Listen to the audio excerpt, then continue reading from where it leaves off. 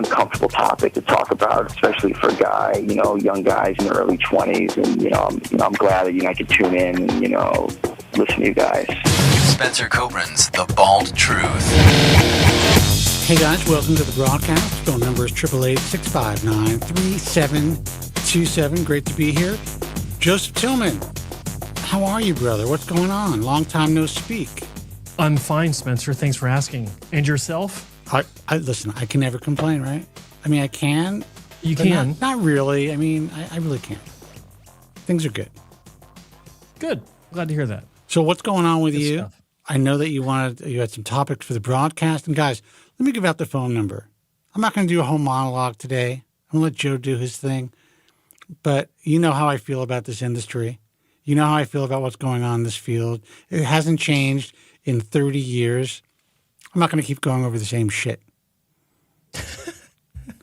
So the phone number is 888-659-3727. We are here to take your calls, talk about anything and everything hair loss.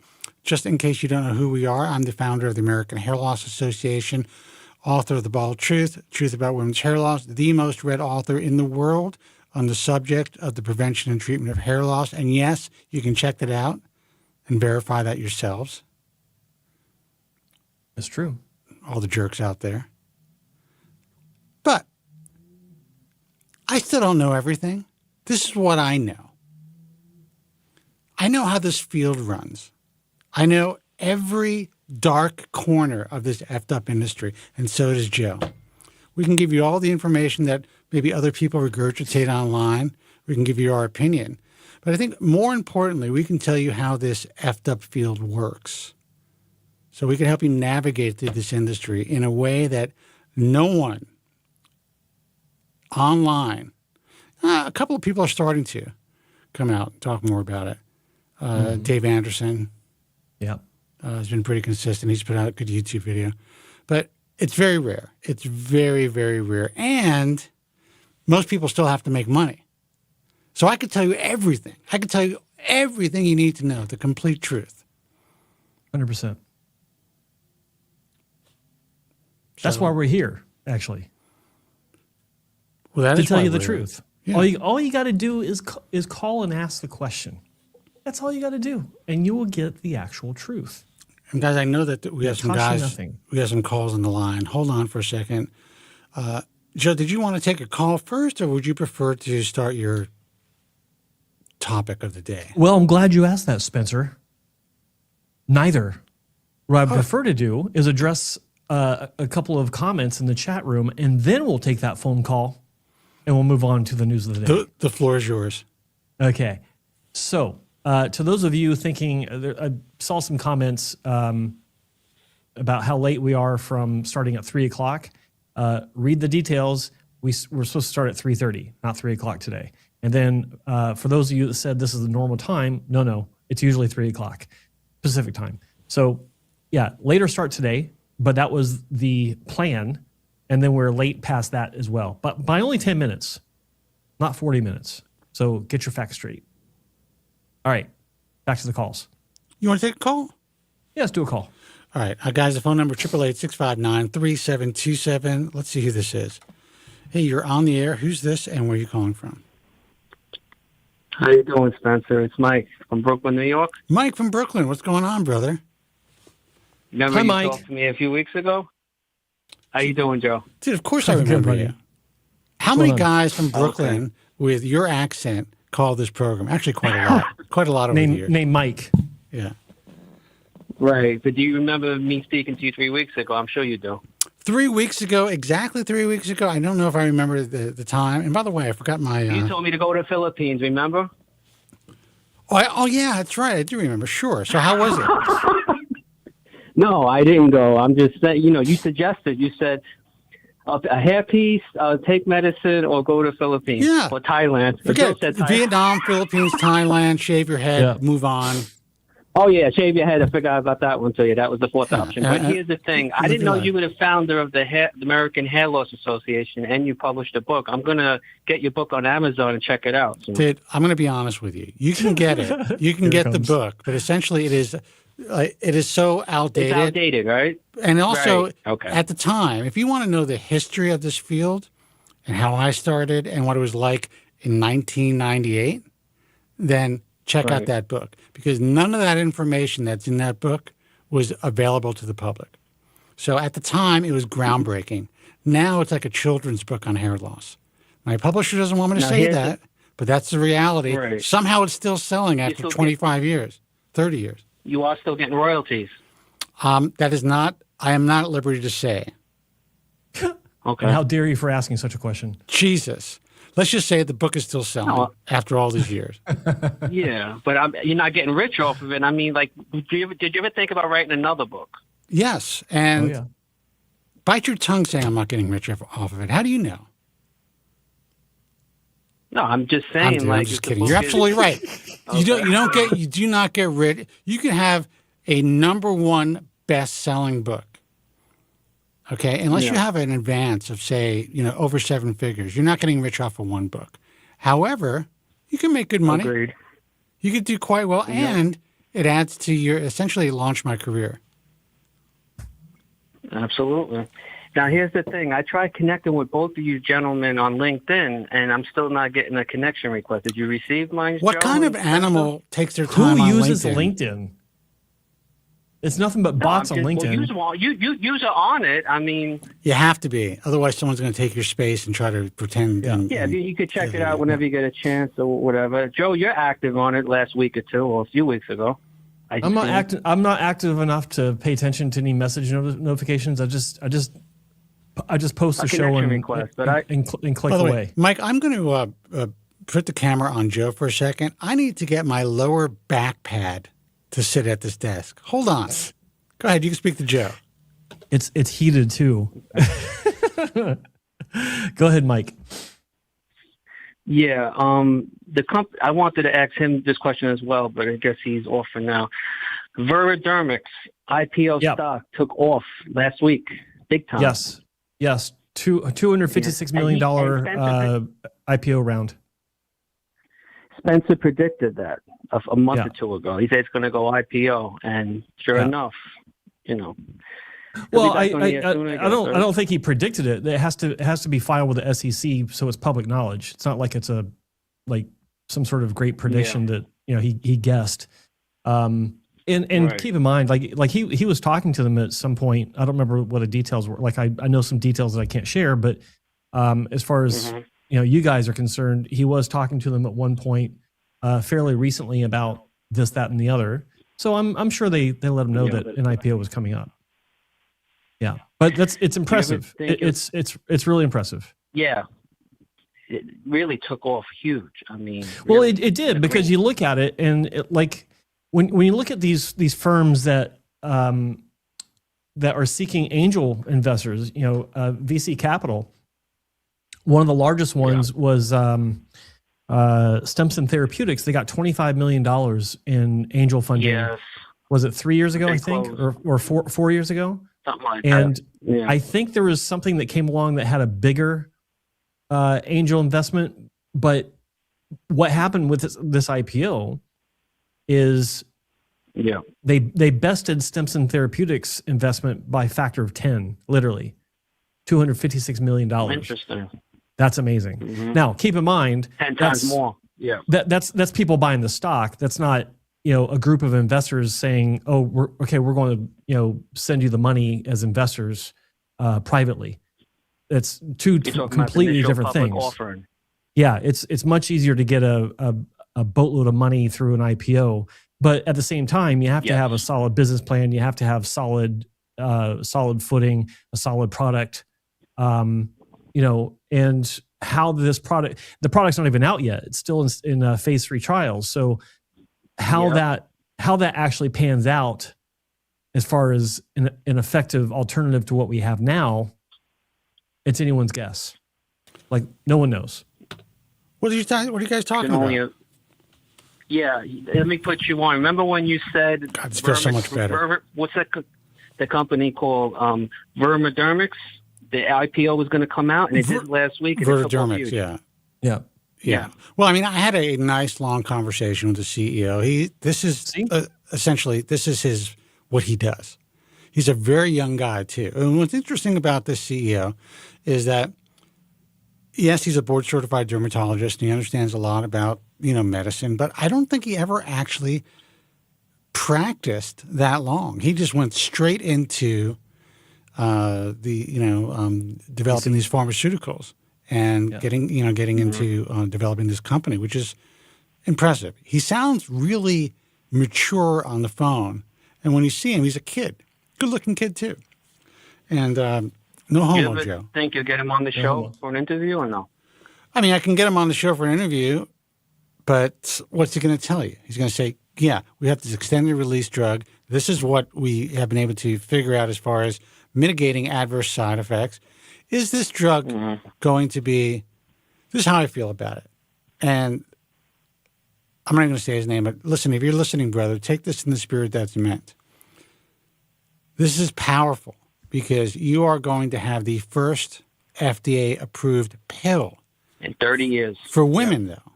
That's even more powerful. But here's the reality. Women are already being prescribed low-dose oral minoxidil. And we are finding out that there's ways to mitigate the potential adverse side effects that this extended release product has been manufactured and being tested to mitigate these side effects, including periorbital edema, fluid around the heart, heart palpitations, all of that stuff, by either taking a low-dose oral minoxidil sublingually, taking it at smaller dosages, titrating, maybe splitting the dosages throughout the day. Now, it's not to say this isn't great, especially if everything pans out and most people do well on the product without having any adverse side effects. It's going to be an easy pill to take once per day. However, again, it's a different mechanism. It's extended release. We're not going to know what the long-term potential adverse effects are. Probably not going to be much different, but it's possible. Who knows? And it's going to be more expensive. Yeah. Right. So is it an incredible breakthrough? I think it's kind of cool, and I think it's definitely shining light on a very neglected subject, which is women's hair loss, and also providing another outlet for men. And again, the media is going to take a look at it. Maybe the mainstream medicine is going to look at hair loss a little bit more seriously again. But it's not revolutionary. I mean, okay, extended release for this pill, this drug is revolutionary. It's new. But it's not going to be a game changer in the world of hair loss, in my opinion. Now, here's the thing. I'm going to shift to a different company now. I enrolled in Large Pharmaceuticals PP405 third human clinical trial, and it's still in the works. I got an email from them last week. They also stated that they're going to release their full data on their phase 2 results the end of this year. Okay. So, yeah. So, did you ever get in contact with them, either one of you gentlemen, or no? Because it's very hard to get in contact with them, I heard. Yeah, I have not spoken to them. I did see something come across my desk last week, and I just haven't gotten to it. So, I'm, to be honest with you, I'm at this point in my life, I'm lazy by nature. But I will take a look and see if I could maybe have one of those guys on the show. Absolutely. It was a pleasure talking to you guys, gentlemen, again, Listen, it's great to talk to you. And listen, I don't want you to be discouraged by what I'm saying. I think this is great because, again, it's shining a light on this really neglected, issue of both male and female pattern hair loss. But the reality is I do not think that this particular drug is going to be so much of a game changer. There's a lot of guys and women who take low-dose oral minoxidil without adverse side effects. You're not talking about PP405. Well, PP405 is a completely different mechanism. That can be a game changer. A tropical gel, yep. Yeah, that you apply overnight when you sleep. Yeah, that can definitely be a game changer. I'm looking forward to it myself. I've actually been holding back on getting on low-dose oral minoxidil for my retrograde alopecia because right now I'm not going through any type of a shedding phase. And if I could possibly do something topically, just in specific areas, without risking, systemic side effects and a tremendous shed throughout my entire scalp, then that's something that I'd be interested in. And if it takes a year or a year and a half, I may have time to wait. Mm-hmm. You guys check your LinkedIn, all right? How about this? How about if you want to message me, go to I'm not going to go to LinkedIn just to have one back and forth. Go to Instagram or go to my Reddit, Hair Transplant Mentor. Right. Oh, you're on Reddit. Okay. On Reddit. Yeah. That's where it's easier to find me, and it's easier for me to keep my conversations organized. Gotcha. All right. Again, nice talking to you. Yep. All right. Nice talking to you too, all right, Mike. Take care. Take care. Bye-bye. Good stuff. God, my back feels so much better on this pad.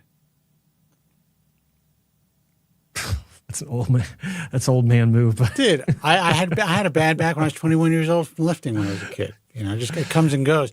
I will say I'm sitting a little higher, but whatever. Phone number 888-659-3727. It's not like a hemorrhoid donut. Or is it? Or maybe you're just calling it a back pad when it actually is a hemorrhoid donut. I'm not even going to show it to you. Let's see this. I'm just saying. See. Anyway, don't go over the phones yet. I want to touch on the tonight's subject, which Mike went ahead and let the cat out of the bag. That's what I was going to talk about. I was going to talk about Veradermics and the IPO. Everyone's so excited about stuff. So you missed this, Spencer. I was interested in the fact that when you compare it to the previous or one of the previous record holders for new company funding, which was Stimson Therapeutics, and they got $25 million in seed money. And I think there was someone that came in afterwards. Maybe it was PP405. The guys are putting that together. They got a larger round of venture funding.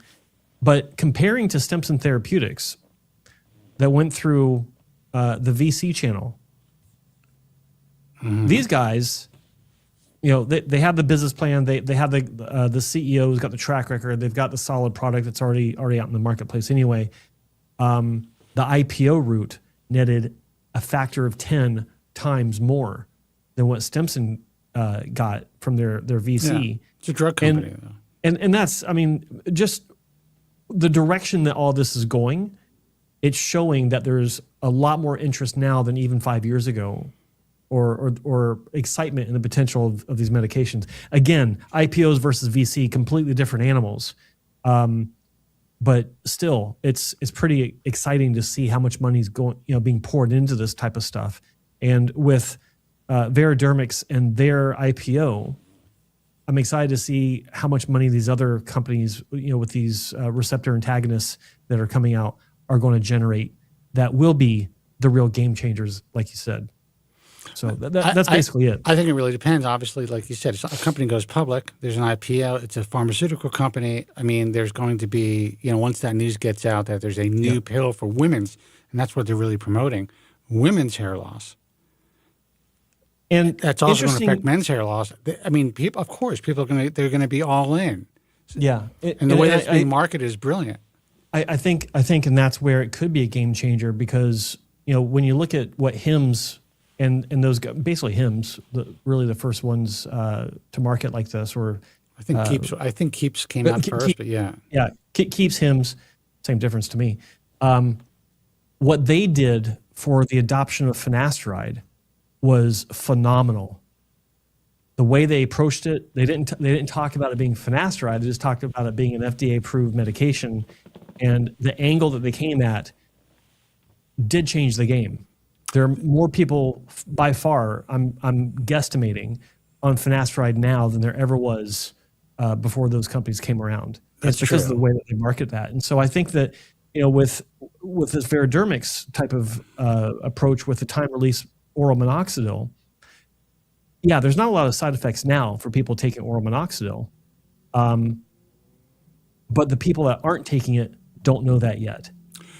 The difference that I see and you have to understand this, that, when you're dealing with compounded medications, you did not have to have this entire list of potential adverse side effects being advertised alongside the products. Now, the FDA wants these companies to make it clear that compounded products are not FDA approved, yada, yada, yada.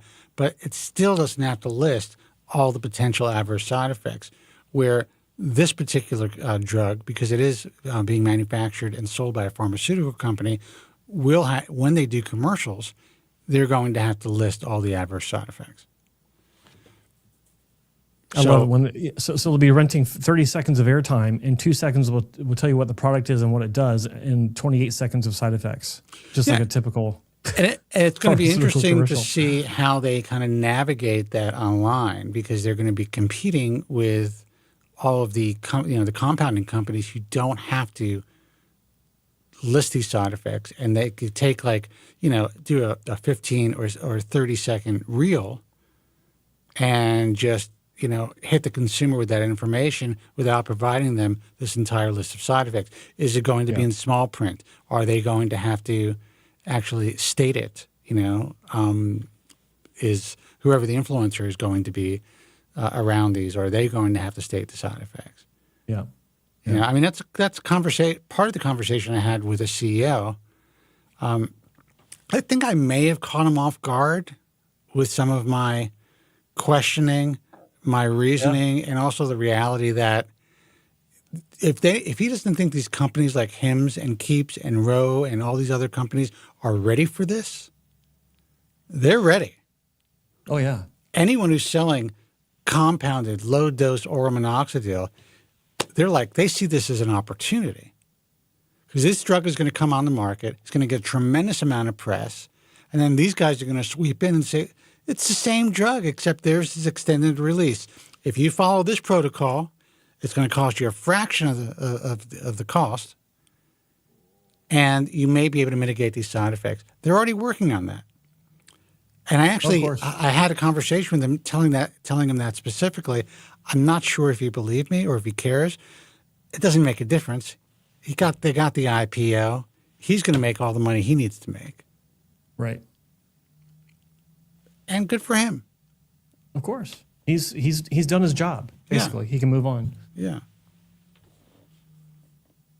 All right. So, but that was it. That's what I was going to talk about, which is what Mike went ahead and brought up. He did. He really did. Yeah. Hey, you're on the air. Who's this and where are you calling from? Hey, guys. It's Michael in Toronto. Michael from Toronto. Hello, How Michael. are you, brother? Yeah, hi. So I also have a question about medication. I'll give you a bit of a background. So I've been on oral finasteride and topical minoxidil for a couple years. Yep. And I'm interested in switching from the topical minoxidil to oral minoxidil and continuing with the finasteride. Mm-hmm. So I guess I was wondering, first of all, is that common? Do a lot of guys take both oral? Yeah, it's very common. Mm-hmm. It's really something that's prescribed pretty heavily cool. right now. It's safe. Have you guys seen? I've seen promotions for a 2-in-1. Yep. Yeah. Yeah, they're out there. What are your opinions on? Don't do the it. 2-in-1 pill? I'll give you my opinion. Joe just gave you his. My opinion is, how do you? It's to me, it's insanity. I know some good guys who are in this business who have compounding pharmacies. They built decent brands, and they're selling these combination products. And I don't even understand it. These are drugs that really need to be assessed separately. Say you need some sort of titration. Say you are having adverse sexual side effects for some reason, and you need to titrate your finasteride dosage. You can't do that if you're taking a combination drug. Yeah, that makes a lot of sense. Yeah, I mean, I got another reason. Whatever version you're taking now of finasteride, I'm going to assume that it's generic. Is that a safe assumption, or is it actual Proscar or Propecia? I think it's generic. I'm running to the box right now. I think it is generic, though. It was prescribed by my. Let's see here what it's Well, even if it's not generic, this is actually more poignant. Even if it wasn't generic, what you're getting with these combo products is generic. Now, that's one thing. Right. But then which generic is it? How effective is that generic? Because here's a fact that a lot of people don't realize. Generics are not the same from one brand to the next, and they're not always as effective as the product that they're based on, that they're trying to emulate and mimic. It's factual. So it's why I tell people, if you're taking generic, you need to be careful. Watch your box. Mark down or note who the manufacturer is. It might be Teva, it might be someone else. And then if you get a different box from your pharmacy when it's time to re-up your prescription, if it's different, you need to walk back into that pharmacy and say, this isn't what I ordered. This isn't what I've been getting. I need the same that I've been getting. If you don't have it, I'd like for you to order it because that's the only way that you can ensure consistency. You basically have to fight for it. And no. And if you're taking these combo drugs, you have no idea who's making it. And I can tell you one thing, it's the cheapest manufacturer that they could find. Period. For the base product. Full stop. Right. Geez, I hadn't thought of that at all. I had a procedure. My transplant doctor prescribed the finasteride. Who was it? And I was on it. Who was your doctor? The doctor? It was Dr. Huber in Toronto. Yeah, he was fantastic. Okay. Mm-hmm. Yeah. Good. Not cheap, but money well spent. Yeah, I highly recommend him. So he prescribed the finasteride, and you're right. When I got a new prescription, 6 months later, 9 months later, it was a different box, and I hadn't considered that. Now they will tell you generic. Your pharmacist and even your physician will tell you that it's all the same. It is not all the same. And don't let anyone tell you otherwise. I would also argue that the incidence of adverse side effects really skyrocketed once all of these different combination generics and these telehealth companies started to sell these products. Right. So stick to what is working for you and make sure you know what generic you're taking and stick to that. Okay. All right. I'm gonna go back to my doctor, Dr. Huber, and get that original prescription. I hadn't even considered the generic. Well, did he give you? Was it originally a brand prescription, or was it just always generic? I believe it was a brand, but I can't be. It was 2 years ago, so I can't be sure what it was. But I remember when I got the renewal, it was different. It definitely was different. Well, if it was, 9 months later. If it was a brand, it would have said on the prescription and on your bottle or packaging, it would say Propecia. Yeah. Or it would say 1 milligram or 5 milligram finasteride brand name only. No generic substitute. Well, that's what the prescription would say, but on your bottle itself, it would have to say the brand name. It would say Propecia. Yeah. Yeah. So, and here's the thing: what I have on the box. when you might not even have to go back to your doctor. You can just have them call into the pharmacy of your choice and renew on the phone. But here's the great thing about being in Toronto, being in Canada, you can get the name brand and it's still cheap as dirt. And what I would recommend, in fact, is if you want to save money, is ask your doctor to prescribe 5 milligram Proscar, no generic substitutes, because Proscar is the original brand name before Propecia. Propecia was just formulated into 1 milligram because that's what they came out with for hair. But it was originally the same manufacturer. Now it's Merck Pharmaceuticals created a new offset company called Organon that now is the manufacturer of these medications. But as far as we know, it's the same medication. So Organon is the manufacturer. And so ask your doctor, 5 milligram Proscar, no generic substitutes, because what you get to do is you take that 5 milligram tablet and you get a pill cutter for $10, and you quarter that pill and take 1/4 pill daily instead of a separate 1 milligram tablet. So that 30 tablets now lasts you for 120 days. Yeah. And that is what I do. I have, as Vox here says, finasteride Good. 5 milligrams. So that is what I'm doing. I'm cutting them into quarters. Yeah, but if it's 5 milligram, the original will be Proscar. It'll literally say Proscar on the box. The box doesn't say Proscar. It says PMS finasteride 5 milligrams. Oh, it does say that's PR. generic. It says PR PMS. Oh, okay. Yeah, okay. that's generic. So what I'm telling you is you need to ask for Proscar by name. Yeah. Okay. I agree. Or, Because, and when I'm going to chime in here. I think it's important. If you're doing well, in my view, on your current generic, no side effects, your hair is fine, then at the very least, just ensure that you keep getting the same generic. And the way to do that is through your pharmacy. Okay. So if you're happy with the generic and you're doing well with it, Joe, and you know how I feel about this. I'm kind of like, if it ain't broke, don't fix it. Yeah. You have the right to be wrong sometimes. I give you that. Just kidding. No, I mean, that's why I usually say as well. And I thought you said earlier that you were on Proscar to begin with, but if it was generic, then just stick with the same one. But make sure it's the same one. Like, don't change shit. Like, stay consistent. Right. You gotta stay consistent. And if you call your pharmacy, like if it's been the same pharmacy, they might even have it on record what it was before, what they gave you, or they should actually. Yeah. I have to say, when I first got on the finasteride, I noticed an immediate, like the hair loss just stopped in its tracks. Like no more hair on my pillow, no more hair in the shower. It stopped in its tracks. Yeah. I don't know if I've regrown. I don't know if it's regrown any hair, but it stopped the loss in its tracks. That's what you want. I was impressed with that. Yeah, exactly. Yeah. Okay, well, that was pretty much it. That was my one question was the 2-in-1 pills, and you guys are recommending not to do that. So that's basically what I wanted to know. All right, brother. Well, listen, I'm glad we could help. Best of luck. Yep. All right. Take care. Bye-bye. Thank you very much. Take care, guys. Bye. Yep. Bye-bye. The phone number is 888-659-3727 if you want to give us a call. We did start late today, so we will be hanging out for a while if we get calls.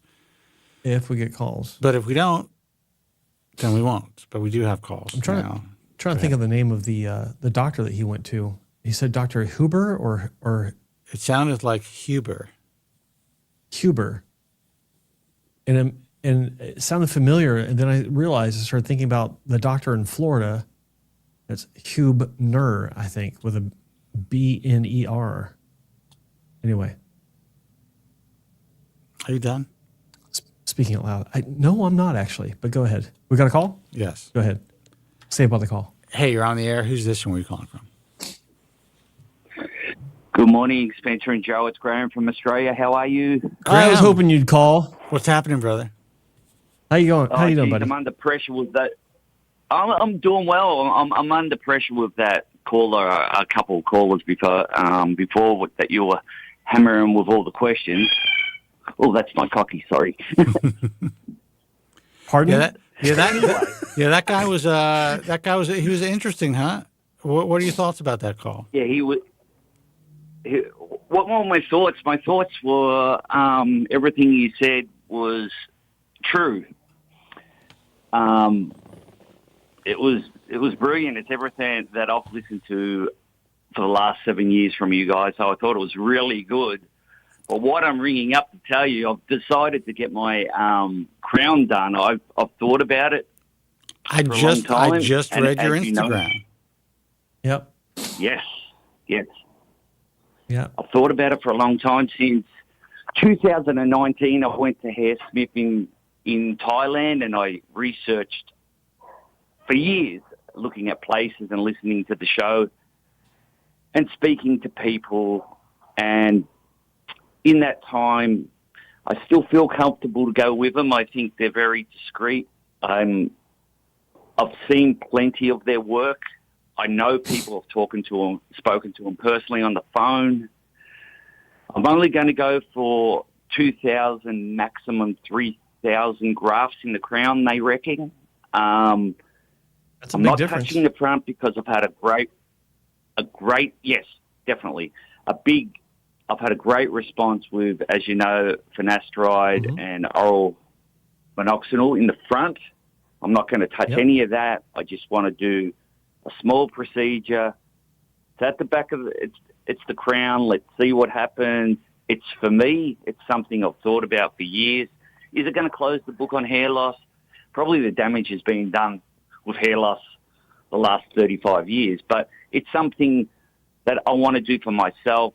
My partner's behind it. She's definitely not pushing me into anything, but she supports me 100%. No, you got a good woman. She's not pushing you into anything. That's obvious. Yeah, and I feel comfortable. She's actually excited for me because she knows I tune into the show, and she's a nurse by her occupation's a nurse anyway. But I feel very comfortable. I've had a good chat with Adrian from Melbourne, as you know, and run through it with him, and he's definitely not someone who is pushing it, and he understands, just doing the crown, doing what you want to do. I know everyone wants to do their front hairline, but for me, at my age, I'm not worried about that as much as I just like to get a nice light cover over my head and see how it goes. Maybe in a year's time, if everything's fantastic, or 2 years' time, maybe touch up the front if I've got plenty of grafts left. But that's where I'm at, Well, you are in a position now, after years of educating yourself, taking medication later in life, having extreme success on medication. Still have, it appears like you have a strong donor at this point. I mean, you're like a perfect candidate for hair transplant surgery, emotionally. And from what I can see, and again, I haven't seen you in person, but from what I can see, physically as well, you know what to expect. You are not trying to recapture your 17-year-old hairline. You're not new to hair loss. Yet, right? You went through all the distress and the suffering, the depression, and everything, and you figured out how to live your life as a bald person, and now you want to get something back later in life for your third chapter or your third act in life. And I think it's great if you are comfortable with the surgeon. You're prepared for the worst, but hoping for the best. I mean, you may end up being like the best patient ever. So I'm all for it, brother. When I walked in, this was before COVID. I wouldn't do it. Probably now. I'm just kidding. Go ahead. I'll just go back to anyone that's listening. I've been listening to your show now. I've been in the house I'm in over 6 years, and I think about 8 years I've been listening to your show. And I remember, Spence, you said just don't rush. A hair transplant will always be there for you. And since then, I've grown a lot. Like I said, oral minoxidil, I took that. And just to see what happened is basically a little experiment, and the results was phenomenal, as you know. I was a great responder. Impressive. And then I thought to myself, this is something for me. I know what to expect. I know I'm going to look like shit probably for 6 or 7 months, and I'm ready to jump in the car and go on that ride, without panicking too much. I think.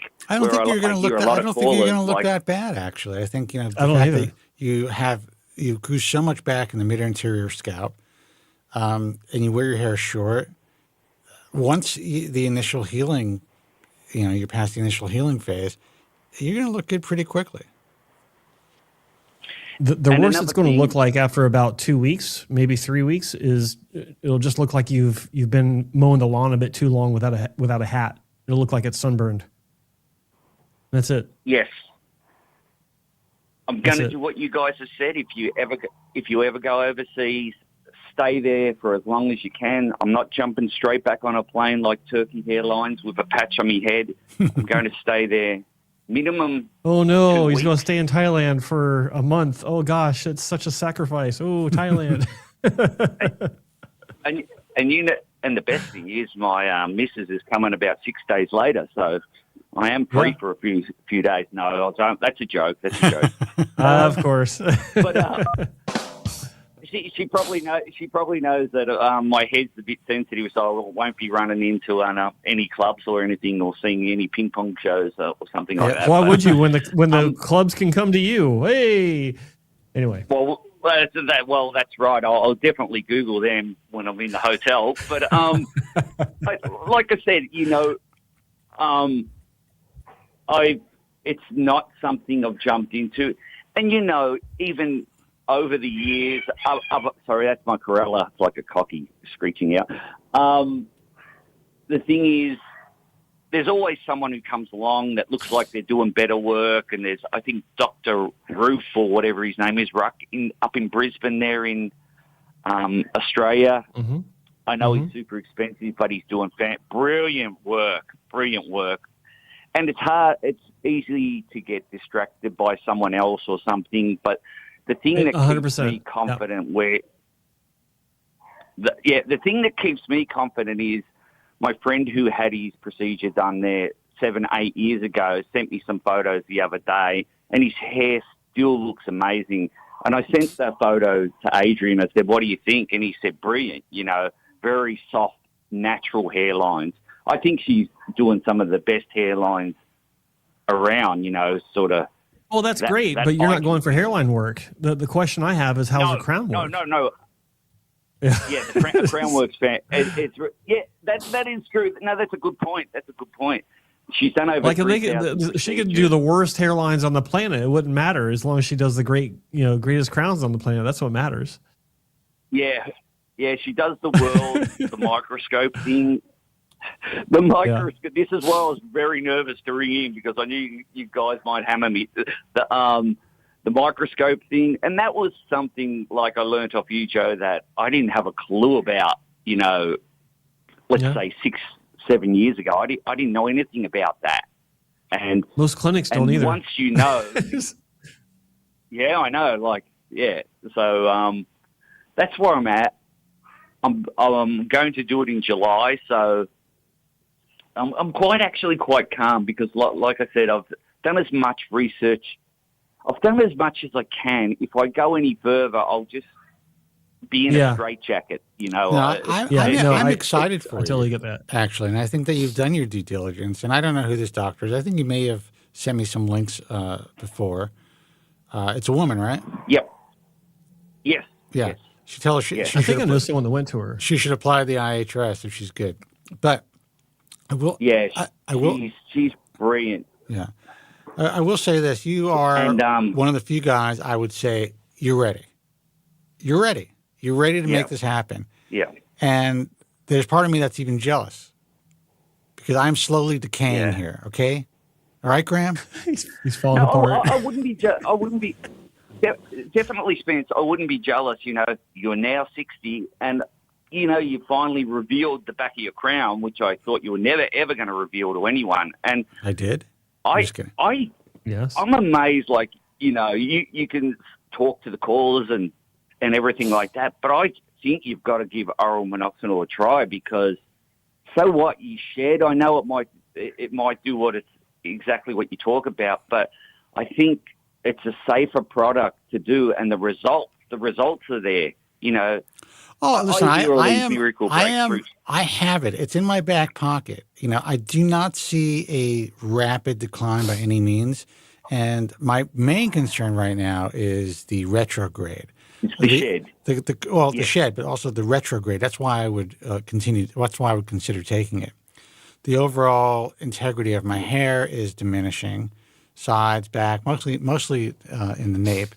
But it's very slow. I mean, I've really been watching it the last few months.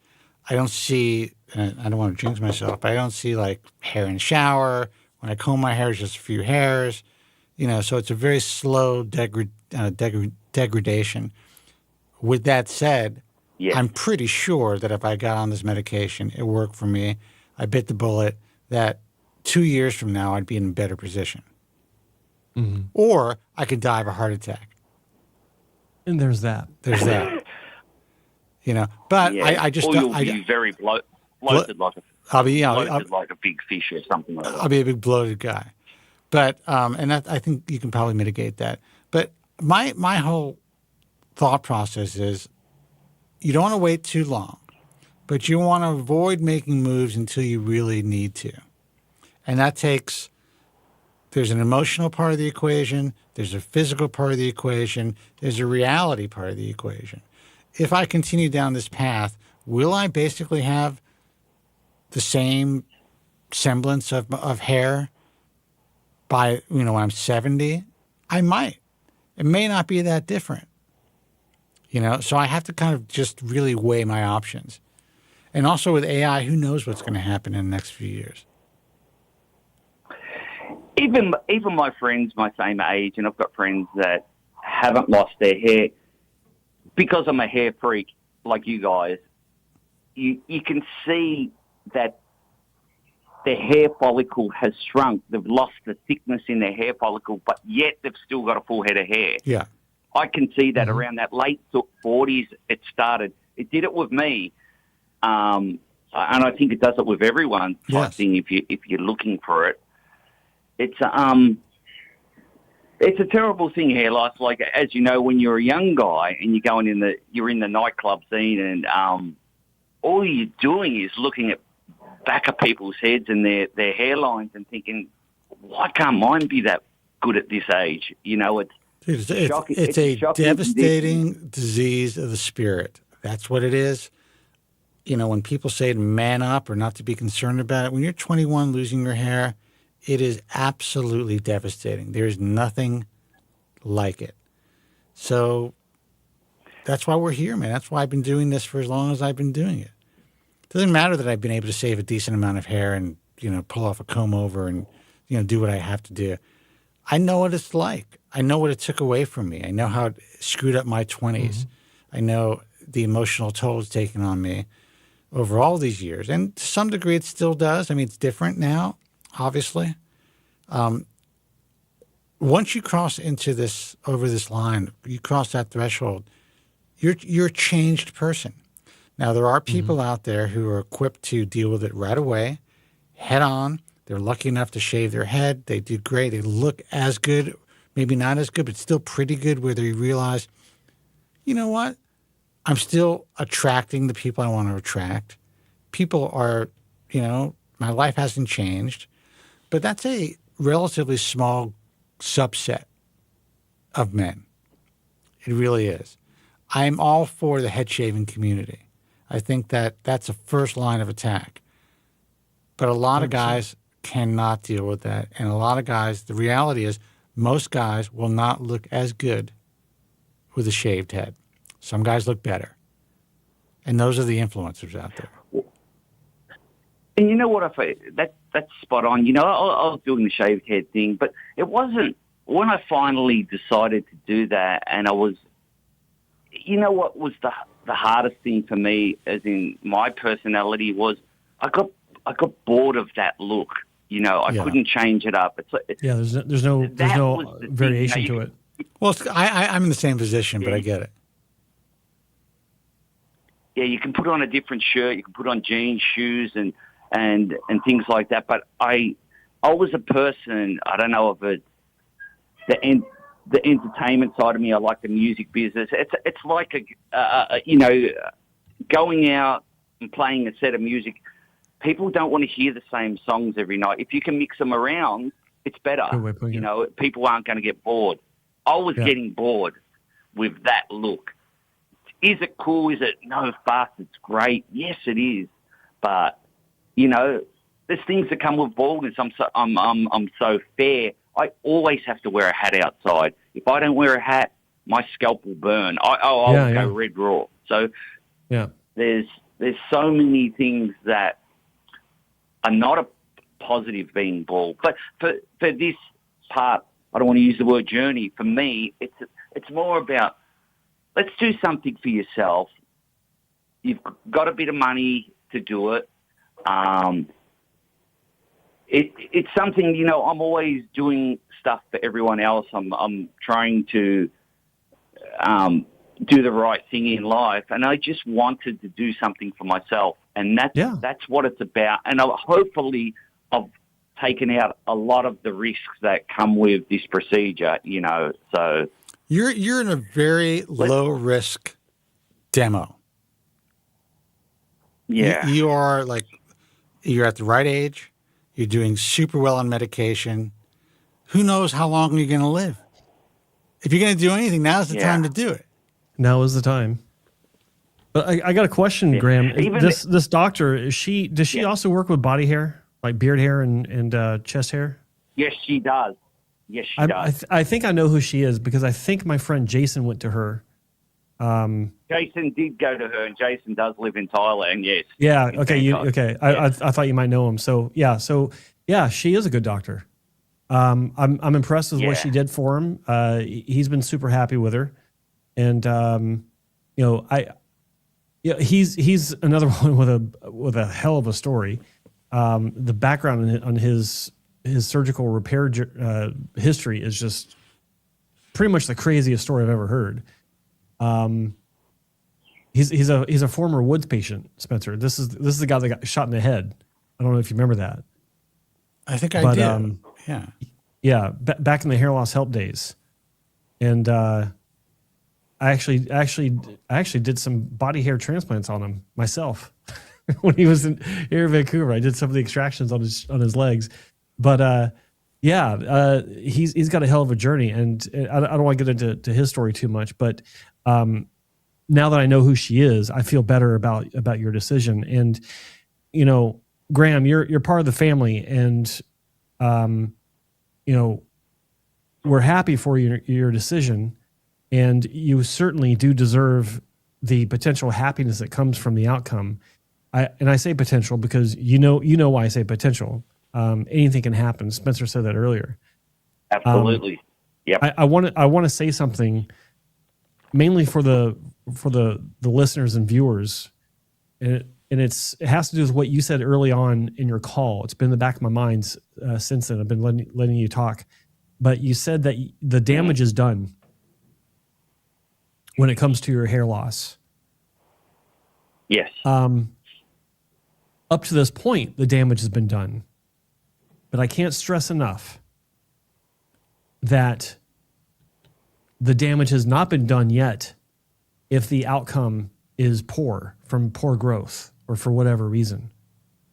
I can't stress this enough.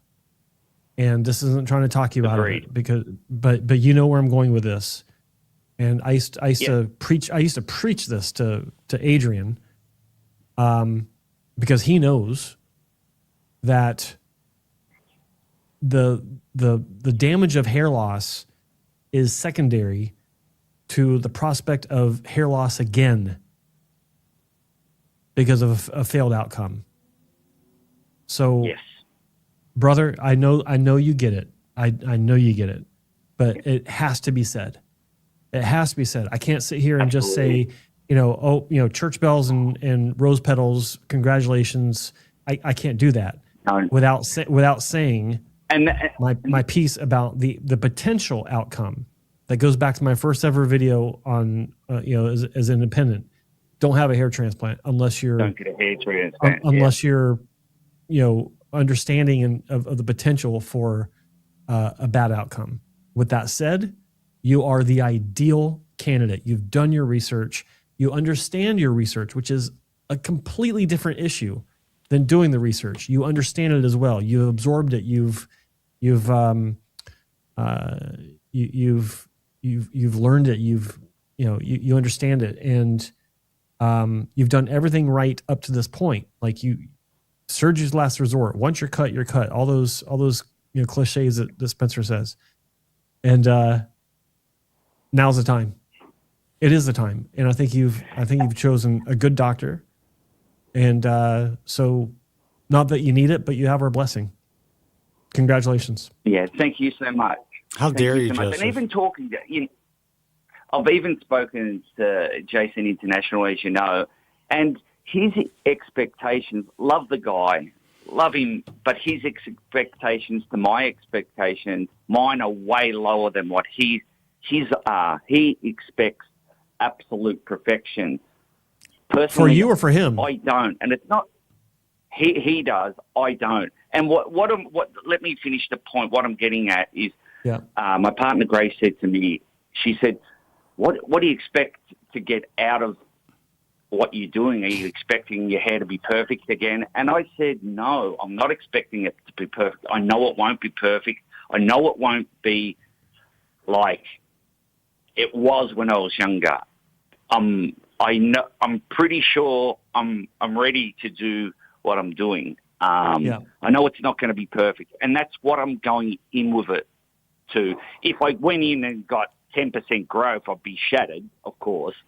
But then, like I said, I'm only doing the crown. I'm doing that because it's my worst part of my hair. And if it does fail, like a lot of these people at the front have a lot of trouble with, and not to mention, Matt Dominant is always talking about where he's sending people. I've seen his hair up close, and no offense to Matt, he's had some, a lot of fix-up work, but it's still not that great to me. And I'm not saying that negatively, but and that's what I like about you guys. You guys don't say this is the perfect person to go to. You say you might be in good hands, but it's not there is no perfect person. And exactly. I think that's a very dangerous road to take. And I try to advise, especially these young guys who are getting into the hair transplant field, like Matt and other people, it's a huge responsibility. And whatever claims are being made, and I don't know what he's making with the doctors that he works with, it's a dangerous road. There's a lot of responsibility. And that's why when I founded the IHRS, the whole point of it was let's at least give people a fighting chance and a place to make their own decisions. I'm not going to tell you to go to anybody. And I'm going to tell you, stay away from surgery if you can. And that every person who's ever applied to the International Alliance of Hair Restoration Surgeons has screwed somebody up, intentionally or unintentionally. Well, not intentionally, but hopefully unintentionally. But maybe some people who are relatively new to the field, who don't have enough time on tissue, who would never make it anyway, they just go in there and they bang out hair transplants so they can get some numbers under their belt. They don't really have the experience or the know-how, the wherewithal to do a good job for people. Mm-hmm. That's very common. So I tell all these guys who are getting into the field, and listen, most of these guys don't listen to me. They want to make money. They have their own passion. They've had their own experiences, and they realize, you know what? I can make a living from this. It's a tough living, man. It's a lot of responsibility. I could not live with some of the stuff that these advisors have put other people through.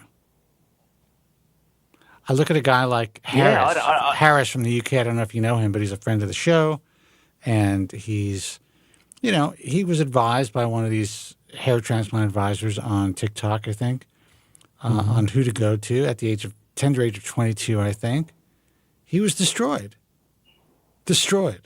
Mm. And hopefully his repair works out for him. But the repair has to be very conservative. And who knows what, at the best case scenario, he's lost a couple of years and had to endure all this. Worst case scenario, things don't work out for him. So anyway. Yeah, it's, when did you meet Matt Dominant? What I like about your organization, Spence, since I've listened to it, and I've noted, and I think 2 people in your organization you booted out for some stupid things that are not up to scratch over the years. More than 2. I know. That's what I know. More than 2 over the years. Yeah. Which, maybe about yourself, 7. You've done the same. And no need to mention any names of anyone. No. And I like that. I like that you are keeping on top of it. But I think with going into something like this, you need to research. And, I remember I've said to you on the forum, I said, do 2 years of research, and I got laughed out of the forum. And I just said to myself, these people do not understand what the fuck they're in for, because if it fucks up, you got to be ready to handle it mentally. And I know it's not going to be easy. So, well, I mean, that's where I'm at. I think I have to be. You're in a good position, brother. I'm proud of you. Yeah. Yeah. I do want to know. Spencer asked you, Graham. Maybe you didn't hear it, but when did you meet Matt? Which Matt? Dominance. You said you saw it up close. I've never met Matt Dominance, but I follow him on Instagram, and I see. Oh, okay. I've never met Matt, and I'm not against Matt or what he's doing or anything like that, but I don't know. I'm too honest, mate. I'm not. I don't see to make money out of an industry that's so devastating. We're just curious if you actually saw him in person, because that's what it sounded like you were saying. So I mean, if you didn't meet him in person, that's fine. No, I haven't. No, I haven't. Yeah. Yeah. And okay. Fair enough. No things against him. Yeah. Yeah. No, and there's no like reason that, for you to have anything against him. It's I don't have anything against him either. No shade.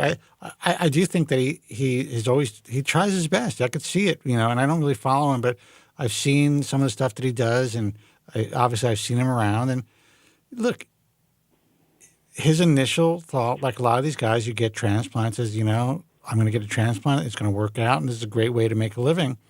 And then he realized, wait a second, I effed up. Now I have to get repaired. And now he's at least able to tell his viewers and his followers his story, which I think is an important story.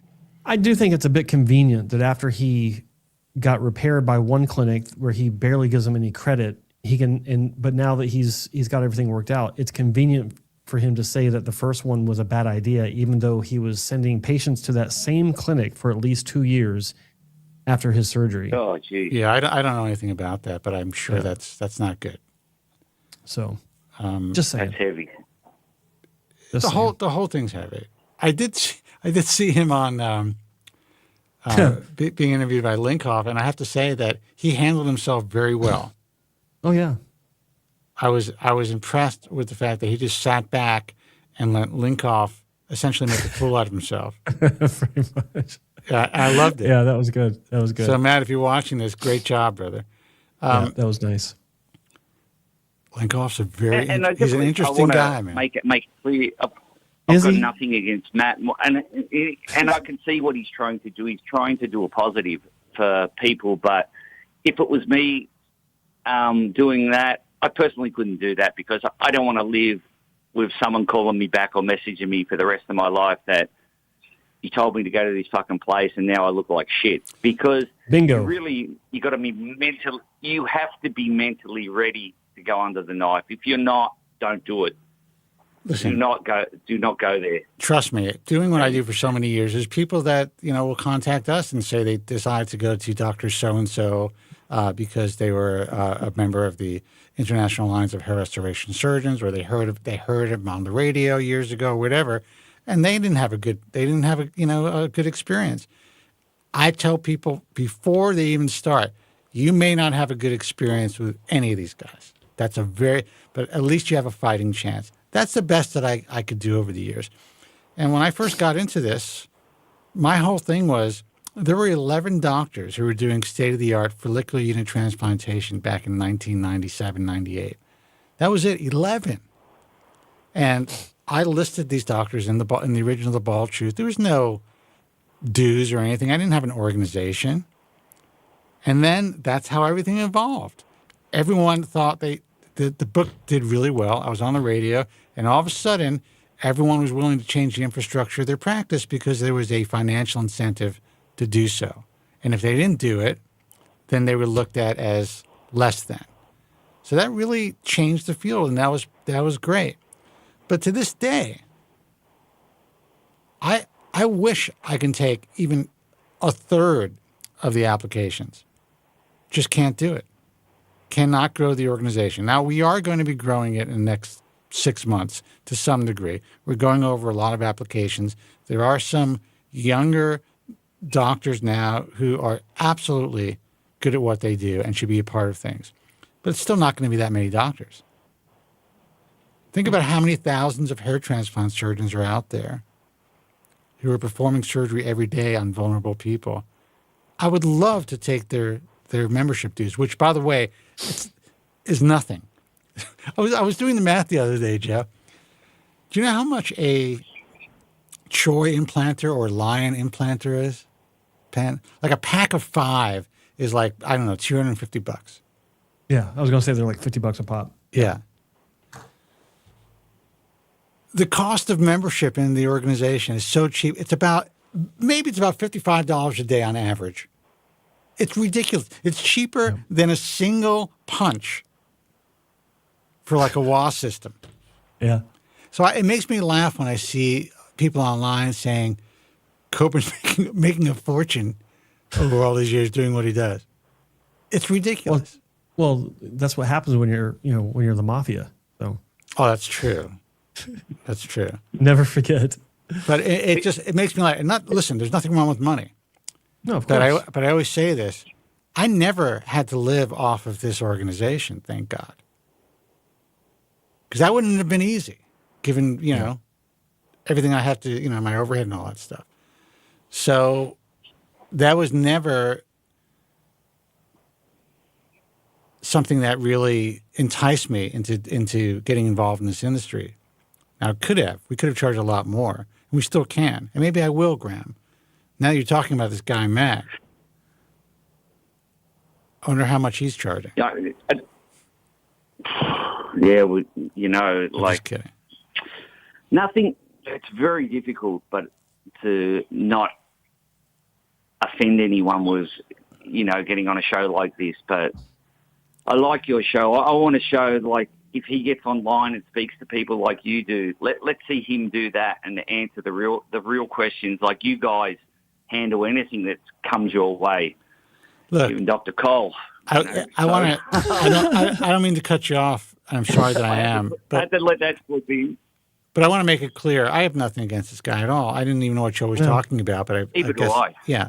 And again, I think he handled himself really well when Linkoff made a complete fool out of himself. It's like he wanted Matt to agree, and Matt just stayed quiet. Mm-hmm. I don't know if you guys know what I'm talking about. Joe knows what I'm talking about. And he just kind of like, it was like a sad tail off from Linkoff. He didn't know how to handle it.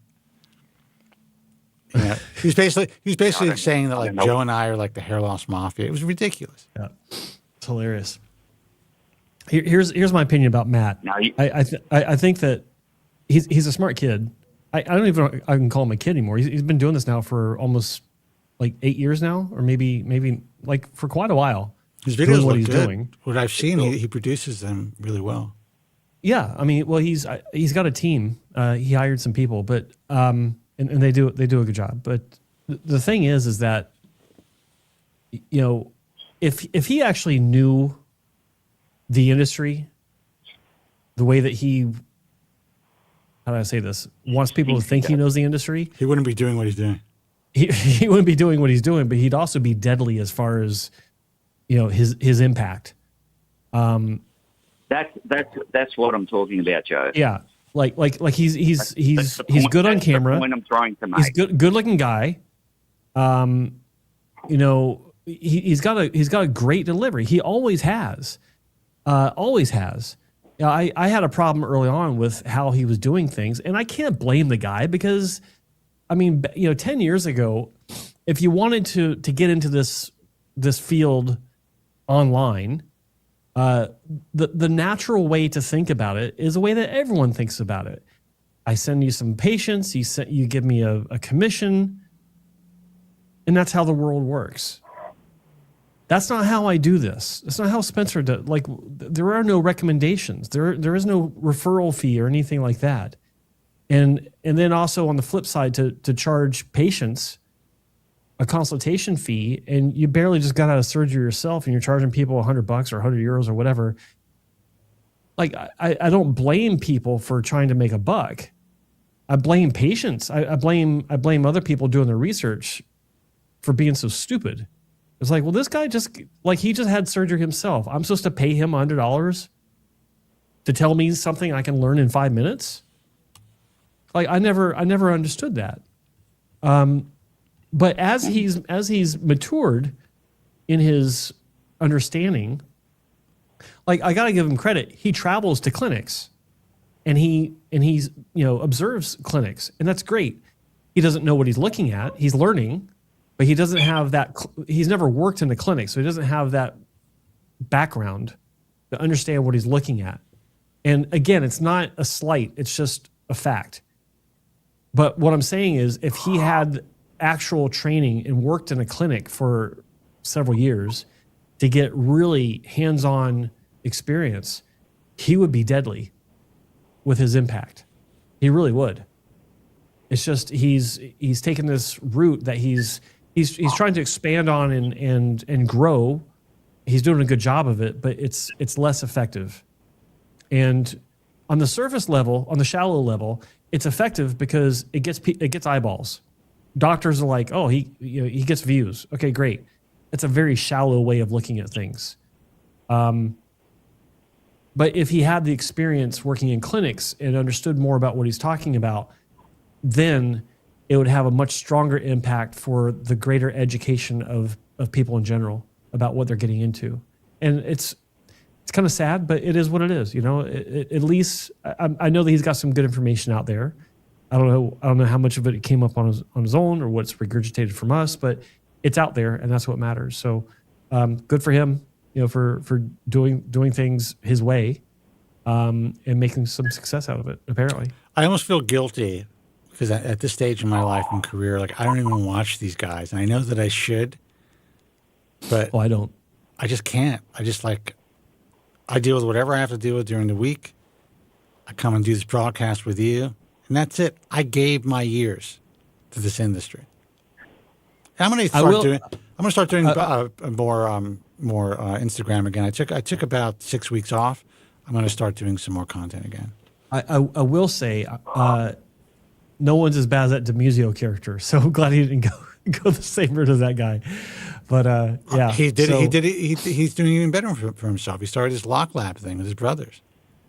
Oh yeah, no, that's fine. But he's not, as far as I know, he's not doing this the bullshit online anymore. Yeah, but he has a company. He's working with his brothers that sell these combination drugs. Yeah, I don't know. Lock Lab. No, yeah. No, that's yeah. I don't care for that either. But it's like he is the epitome of what not to do if you want to be serious about helping people in this industry. Like there's what not to do. There's a picture of him on the description of what not to do. As he gets into his Bugatti. Yeah, well, that's irrelevant, but yeah, I see what you're saying. I'm just. And talking about doing your research, we'll get back to that for a little bit. You can go out by Lonington. A pill cutter costs you $5 or $10, and slice a tablet in half, and is what I do. Use 5 milligrams. Know I'm getting exactly what I'm getting. I'm not mixing anything. Exactly what Spencer said. If you have to cut back on something, what do you do when you're in that situation? I can do whatever I want with my dose, but I don't muck around with it. I don't play around with it. But it's so simple and so cheap. People don't realize how cheap it really is now. These young guys don't realize how cheap it is now. You don't even need to go through those paths, but they don't understand what they're doing. They don't do the research. I'm still playing with my dosage. I'm having a hard time with it. What's going on? I'm having a hard time with my dosage trying to get it right. I'm still having skin sensitivity, especially under my beard, my upper neck. And yep. But on the flip side, I'm seeing improvements in my hair now, not just my eyebrows. Like my eyebrows, the improvements are slow. I don't know how much of a natural improvement I'm getting. It's there, but it's not absolute. I look at it and sometimes I question if it's actually an improvement. But what I can say is that over the past, I'd say 10 days, I've been noticing that my part line is stronger. And I've been playing with it. Like I've been watching it in the mirror, and it feels like it's not as gappy when I'm setting up my part line before I dry my hair when it's still wet. I know exactly what you're talking about, and Adrian does too. It feels like, to me, it amplifies the hair you have. It does something. We know what it does, but you can really feel the difference. Like I said, even when my beard hair, not that I grow a beard, I could feel the speed that was growing. And I've been noticing my beard does feel like maybe it's a little fuller. Like I've always had a full beard, but it just feels tougher, like it's a little tougher. Exactly. Yeah, and I was noticing this morning actually when I got up. I was combing my hair. I hadn't taken a shower yet, but I was combing my hair just to keep it from flying around everywhere. And I noticed that the hairline itself seems to have almost a thicker appearance. Wow. Do you think I can grow hair here? Not saying it is, but it just seemed like it might be. And these are things, I'm not looking for this. These are things that just like they're popping into my field of view as I'm doing things. And I'm noticing it when I wasn't looking for it. It's like, okay, what's going on here? And I'm combing my hair. It's like, wow, it's actually looking pretty good. And I don't know, maybe it's early days. It's right at 3 months, not even 2.5 months. So we'll see. It's not placebo. It's working. Yeah, exactly what you're talking about is exactly what I went through. Were you having skin issues around your face? No, I was going to ask you how you take it. I take it. You know, some people take it on an empty stomach, but some people don't. I take it in the morning with my breakfast. I don't care if I've had a full stomach or what. It's always pretty much the same time. I've had no skin issues. No side effects at all. No heart palpitations, nothing. Touch wood. I did try to up my dose to 2.5, and then I would take 1.25 in the morning and 1.25 at night. And after about a week, that's when I was getting like bad issues under my beard. Like I was getting flaking on the skin. And there's a guy named Spencer Kobren that said you should probably cut back. And so I did, because it's probably from that. I wasn't sure what was coming from. I'm like, where the fuck is this coming from? And Spencer said it's probably from your minoxidil. So I cut back, and in hindsight, maybe I should have stuck to mornings and then not evenings, because in the evenings I don't have dinner, so it is more of an empty stomach issue. So maybe I don't know. Maybe there's something to that. So maybe I'll try in the morning. I don't know. It's interesting. Like I find this whole thing interesting, not pleasant. I don't like dealing with a side effect. I don't like it at all, actually. And for a moment yesterday, I was contemplating just stopping, just titrating down over the course of the next month or 2 months and stopping. But then why don't you just titrate down and see if you continue to get results and mitigate the side effects? Yeah, I might, but right now I made a decision to push through. At the dosage I'm at, I might switch to mornings instead of night. I don't know. We'll see. But because of the way I'm seeing things develop in my part line, like in general, I'm seeing improvements, I think. I don't want to reduce my dosage. I'll push through. I'll keep bitching, but I'll do it. So that's where I am. That's part of today's lineup, was talking about my updates. You might be very surprised if you reduce your dosage, you could still have the exact same results. Could be. Yeah, I know. But call me superstitious. I don't want to jinx it. We'll see. All right, Grandma, listen. Congratulations. Beauty is suffering. Congratulations on your decision. Tell me about it, brother. Congratulations on your decision. Like I said, and like Joe tried to state, anything can happen, but the reality is you do your due diligence. You know what to look for. You have reasonable expectations. You're going for a relatively conservative graft count. I mean, the crown is like a black hole, but in your situation, 2,000 to 3,000 grafts could make a big difference, especially given the color and the contrast of your your hair and scalp. Yeah, I mean, it could be life-changing for you in a positive way. The size of my this is to anyone that's listening. The size of the crown, my crown problem is,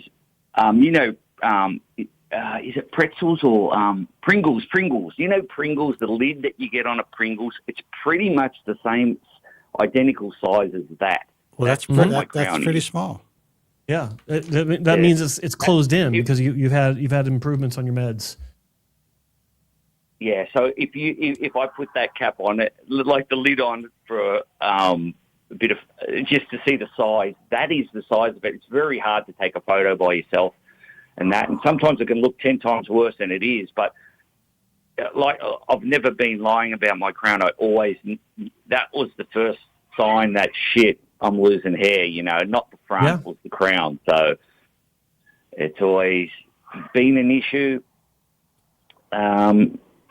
And that's it. And let's see where I'm at in the next few months. How I go through it before I even get there. So July is going to happen. Leading up to it, yeah. Well, listen, brother. I'll see how many negative thoughts Spencer can put into my head through that time, and I'll come out the other end. I have to be honest with you. At this point, there's nothing negative. You found a doctor. You showed me this particular physician. I was surprised. This person never applied, so I didn't know much about her. So from everything that I've seen, it looks like you're making a good choice. It's probably relatively inexpensive. You're a perfect candidate. I really think so. You're emotionally equipped. You're physically in the right space. You're doing great on meds. You're what? How old are you now? 53, 52? 53 next week. Wow. Happy Congratulations. birthday. Happy birthday. Yeah. Yeah. So when you get to this age, man, every year is like a blessing. You have no idea how long you're going to last. Yeah, well, I buried my friend with motor neuron disease last year, 6 months ago. So Jesus, that was pretty heavy. Like he was just a great guy, and it got him within 2 years. So yeah, I think a lot of bad luck happens in your 50s. Yeah, if I make it to 70, I'm going to start smoking again. Yeah, exactly. Yeah. Well, they pretty much say if you get to 70 or very little wrong with yourself, you'll go pretty good. So let's just see how we all go. I'm going to be 61 in about 3 months. So we'll see. Yeah. One step at a time, brother. Yeah, wow. How old? Doesn't that sound old? It sounds old to me. It's funny. When I was younger, it sounds old. When I talk to workmates in my work, they're in their 20s, and I say I sound like an old man, but I still feel like an 18-year-old. Like and that's how you hurt yourself. I don't know where. It is when you go and try and run 30 meters as fast as you can. I don't know where the years are gone, but they've gone, and I know you can't get them back. So let's just, especially now, do positive things for ourselves and. That's what the hookers are for, brother. All right. Exactly. All right, brother. That's why you're paying for their silence. That's right. Exactly. All right, brother. Take it easy. Great talking to you. Thank you so much, guys. What were you going to say? Take care, Graham. Remember what? You're going to say something. I cut you off. Remember, I'm going to Thailand. Yeah, that's right. Oh, yeah. How can we forget? But if I might end up with a ladyboy, Jesus Christ.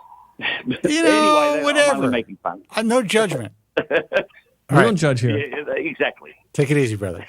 Okay. Bye-bye. Take care, guys. Thank you so much. All right. Bye-bye. That's good. Yeah, I mean, if anyone's going to get a transplant, not only does he deserve it, I think he's going to be a good candidate. I think about him, and I think about Morty, and the similarities and the differences. And God bless him. I'm happy for Graham.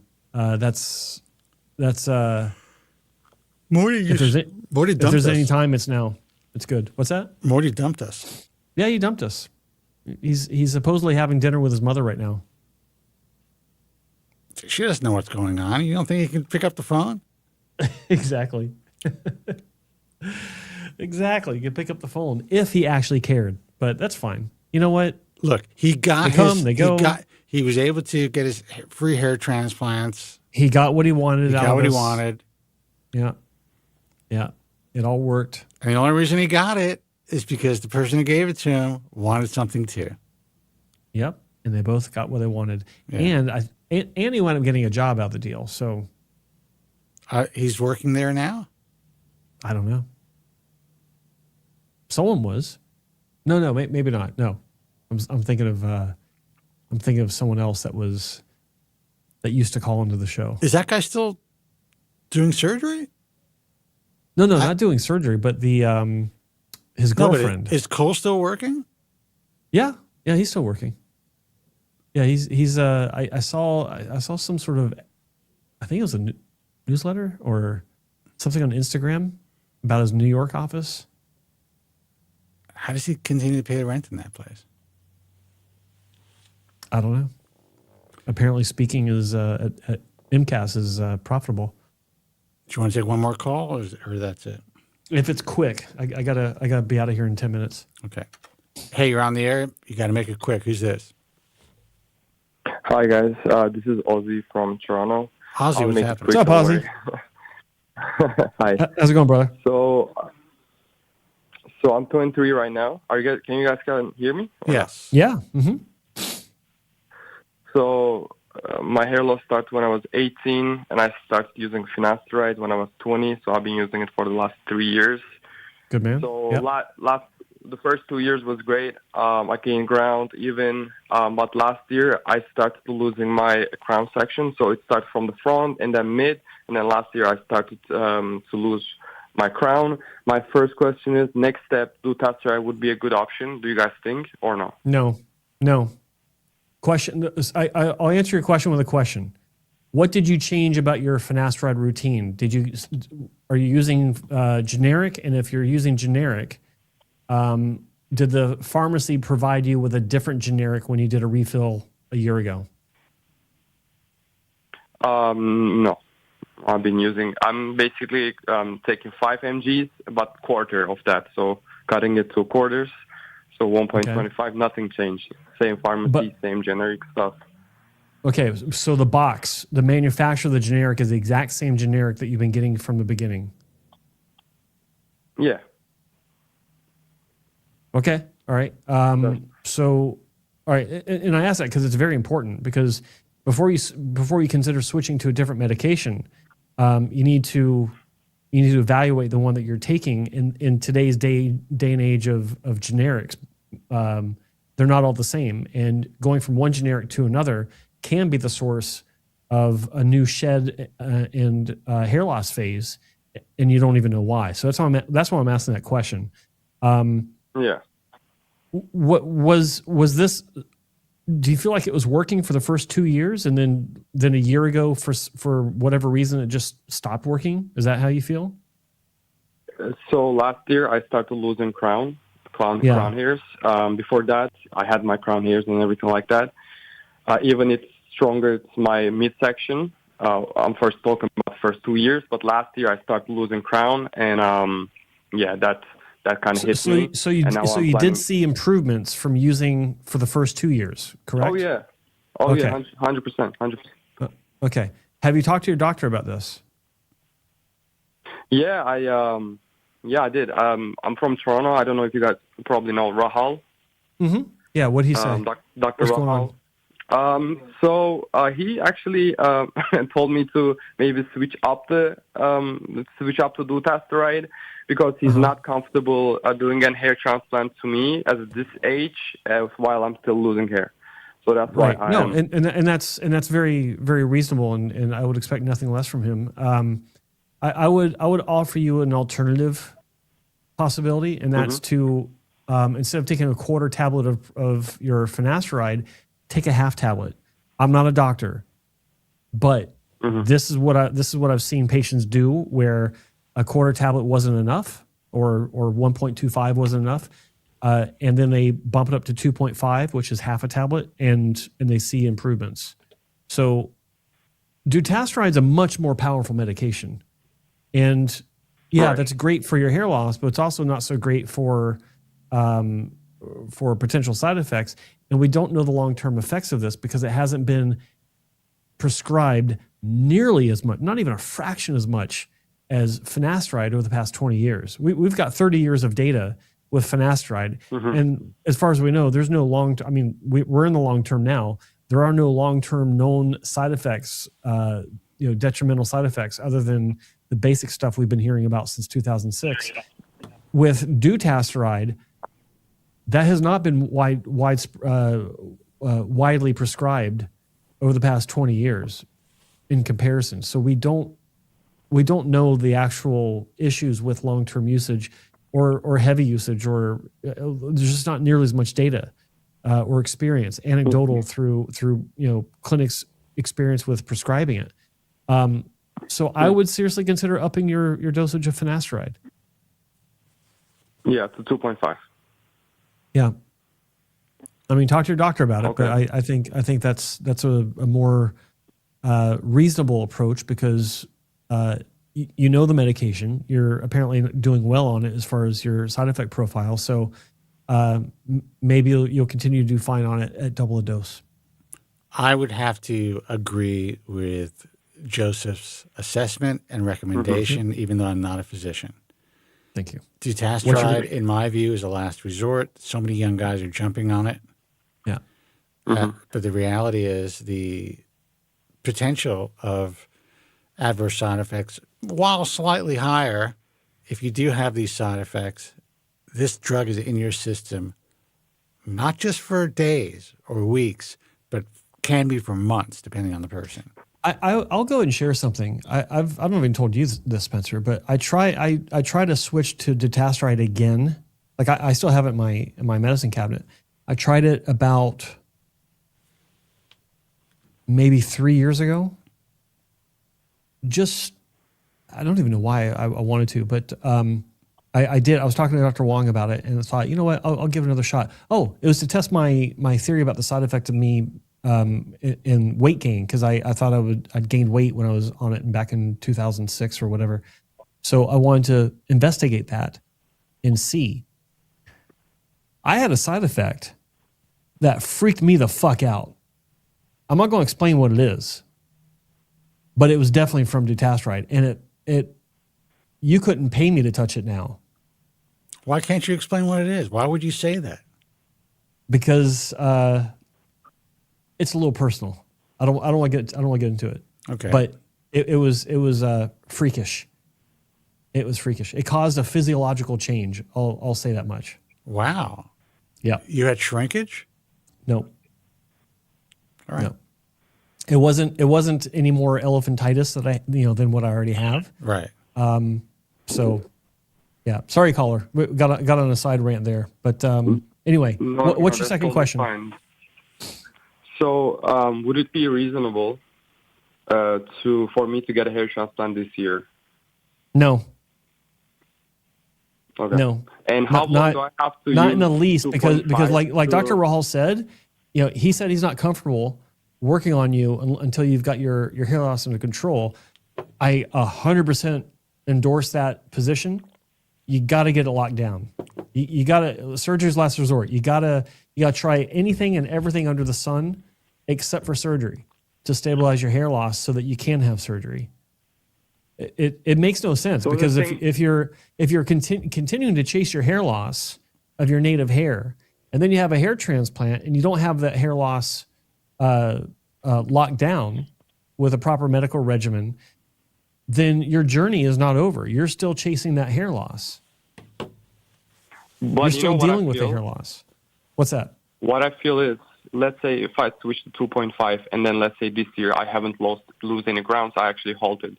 But wouldn't it be almost the same as when I was 20 years old, when I started finasteride and the first 2 years was great, no hair loss? And that point, maybe 1 year ago when my hair loss was stable, I could have gone to Rahal, Dr. Rahal, and said my hair loss is stable, do a hair transplant. So isn't it like a race that you always have to up your dose. Even my case, I'm talking about, I have a very aggressive hair loss. I'm 23 years old. So I feel like it's almost like you got to up your, That's a great point. It is a great point, but I've got a counterpoint for you. That's why you don't generally have hair transplants under the age of 25. Right. Because you're still trying to figure it out. You're still trying to find that balance. I'm more conservative than Joe when it comes to that. And I think it is, most guys aren't even emotionally really equipped until they're 30. I'm not a fan of people, even 27, 28, having hair transplants. Now, I'm not going to say not to have it. A lot of guys do, and they do quite well. But even at that age, I mean, I remember when I was 27, I'm still a 12-year-old mentally. You know? Yeah. So, but I think your point is great. I mean, just never forget, there was a guy that went to see Dr. Chris Basanga. I think he was doing like some stuff in New York, like at a hotel room, whatever, like I was going to call it a trunk show, whenever they do consultations, you know. And the guy, Chris gave him a certain amount of grafts that he can do. He decided to wait a couple of years, and he went back. I guess he was back in town, and basically Chris said he's not a candidate, from what I remember. Now imagine if he would have had that surgery. That's the reality. A lot of those grafts could have been, diminished over time, and he just would have been on this roller coaster of having to try to keep up with his hair loss, even if he was doing well on medication. The younger you are when you have a hair transplant, the less likely you are to have really good long-term results. Joe is a unique case, I would say that. But he also had several surgeries to keep up with his hair loss. Well, my early surgeries, 2 of them when I was your age, were disastrous, and I lost all my hair not long after that. Now, I didn't have the medications, so that's, this isn't a comparative situation, but I didn't have my first good surgery till I was 32, which was my first repair surgery. And I wish I'd had the meds, because my follicular situation would be far different. But back to the point, and again, that was a really good point you came up with. It's like, well, if I'm stable for 2 years, but that's also why I don't think that people, when they get on medication and they see that it's working, to not pivot and then rush into surgery because, all right, I got the medical part down, I got that set, my hair is stable, and then pivot into surgery all within the first couple of years. I think that anyone that's serious about the hair restoration, if they see that the medication's working, let it continue to work. Let it continue, because finasteride, the efficacy curve is 2 years anyway.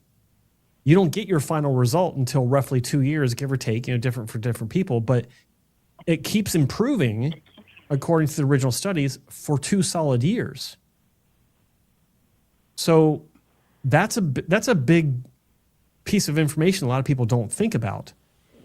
But also, too many people are too impatient. It's like, well, I'm in my 20s. I don't want to lose my 20s. I need to get my hair back. Well, what happens when you lose your 30s because you fucked up? It is actually important. And the idea, and I'm not saying you think this, but, so I don't want to put words in your mouth. But people in their 30s think that their 30s are just as important as their 20s. And their 40s, so on and so forth. If you get married, it doesn't mean that you're going to, think any less of your hair. All these conditions that people come up with to justify having it now are flat wrong. I won't care when I'm married. I won't care when I'm 30. I won't care when I'm 50. That's not the case. We always care. The way you win this race is realizing it's a marathon, not a sprint. So I absolutely agree with Dr. Rahal. He shouldn't work on you until you have your hair loss stable. But you also have to make sure it's stable by making sure it's stable. Give it time. Because you've already been through it once where you thought it was stable and then it wasn't. And I don't have an answer for that. Like I thought I might, but and there may be some other issues going on. Maybe, I'm not saying you did, but maybe you added a SSRI antidepressant of some sort, or maybe, you're I don't know, maybe something in your life after changed. this call, he might, Joe. After this call, he might. Yeah, exactly. But yeah, I think that switching over to dutasteride is not the best move yet. That's a last resort. Play with your finasteride dosage. Right. Can I ask you a question about that? Yep. So I'm trying to go through this logically. I'm trying to do what I'm supposed to do, listening to you guys, going to Rahal, get a consultation with him, hopping on finasteride, trying to do the things right. So, but I'm also, like, inside me, there's like an 18-year-old who started to lose his hair and emotionally really bad. So I told that guy, 18 years old myself, to keep on using finasteride for a couple of years, and then things gonna go right, and you can get a hair transplant and stuff like that. And now I'm 23 years old. So now I'm supposed to, like, tell myself, okay, when I hit 25 and when I increase my dosages, if at 25 my hair loss stables, then I can get a hair transplant. Is that the timeline that I can tell myself when I'm feeling down because of my hair loss? Because at some point, losing hair at 20s obviously brings you down emotionally. But I'm not doing things out of fear. I'm not doing things out of sadness. I'm trying to do this right. But for my emotional self, I have to at least explain that, at least like when I'm 25, if I maybe up the dosage of finasteride or even switch to dutasteride, at that time I give you myself to right to do an hair transplant, which is not cheap by any means. Going through these things right, getting a good surgeon is not cheap. But I'm financially invested and and emotionally invested to this. What should I say to myself? That's a good question. I think that, I think we put ourselves into a corner when we give ourselves deadlines when it comes to emotional issues, because this is an emotional issue. If this by this time, then that. It's very binary, and I don't think that that's the best way to go about it. But I do understand what you're saying, and it does make sense. People, some people thrive on having goals to look forward to as far as timelines. I get it. I'm not one of those people. I'll give you Graham, who was the previous caller, as an example. I'm not saying you have to do it like him, but I just want to convey this to you for your own thought process. And I don't know if you caught his call, but he started calling us or listening to us 8 years ago. And he was bald, like he had no hair on top of his head. And how old was he? Can you remind me? Sorry? How old was he, or he is now? Now he's in his early 50s. Okay. But he and that's part of what I'm saying is, like, it doesn't matter if you're 20s or 40s. It really bugs people. I think equally so, because I've been in both situations. So in his case, he also was anxious to get something done, but he decided to take his time and work with medications. And I'm summarizing and I'm not going through the whole thing here, but long story short, he went on oral minoxidil first, and over the past 2 years, he's had a miraculous turnaround. Miraculous, like it's for the books, and it's to the point now where he is not quite a Norwood 2. And kind of like a Norwood 2 Vertex, which doesn't exist on the hair loss chart, but his crown has actually gotten better. It's gotten smaller, the bald spot, but as he just said on air, it's about the size of a Pringles potato chip can lid, which is maybe 3 inches in diameter. So he's going to have surgery for that, but he's ready for it. He's been taking meds. He's had this amazing turnaround, but it's the time that he's taken to actually get to this point. It wasn't just the meds. It was processing the idea of what surgery means. Okay. And he didn't have a timeline. He was just like, okay, I'm going to see how this works out. I'm going to take these steps slowly and see how I react, see how my hair reacts, see how I feel about it.